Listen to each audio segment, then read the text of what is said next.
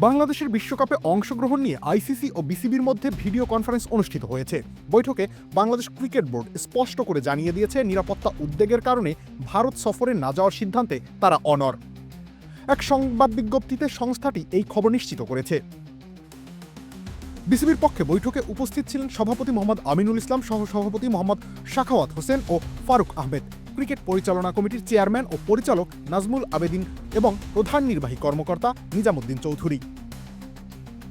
আলোচনায় বিসিবি তাদের অবস্থান আবারও জোরালো করে জানায়, ভারত ভ্রমণ এই মুহূর্তে তাদের জন্য নিরাপদ নয়। পাশাপাশি বাংলাদেশ তাদের ম্যাচগুলো ভারত ছাড়া অন্য ভেন্যুতে আয়োজনের বিষয়টি বিবেচনার জন্য আইসিসির কাছে আনুষ্ঠানিক অনুরোধ জানায়। আমরাই নাম্বার ওয়ান। নাম্বার ওয়ান হচ্ছে মেরিল পেট্রোলিয়াম জেলি।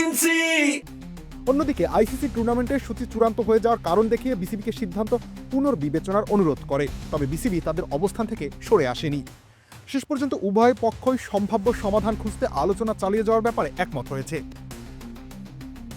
বিসিবি এক বিবৃতিতে জানিয়েছে, খেলোয়াড়, কর্মকর্তা ও স্টাফদের নিরাপত্তাই তাদের সর্বোচ্চ অগ্রাধিকার।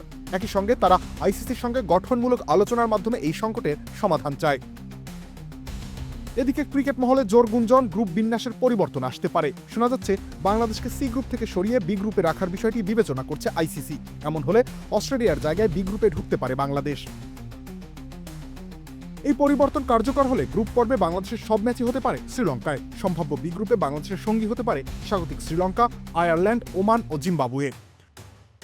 যদিও এখনো আনুষ্ঠানিক কোনো ঘোষণা আসেনি, তবে চলমান আলোচনার প্রেক্ষাপটে বাংলাদেশের শ্রীলঙ্কায় গ্রুপ পর্ব খেলার সম্ভাবনাই ক্রমশ জোরালো হয়ে উঠছে। রবিউল ইসলাম রনি, খেলা ৭১।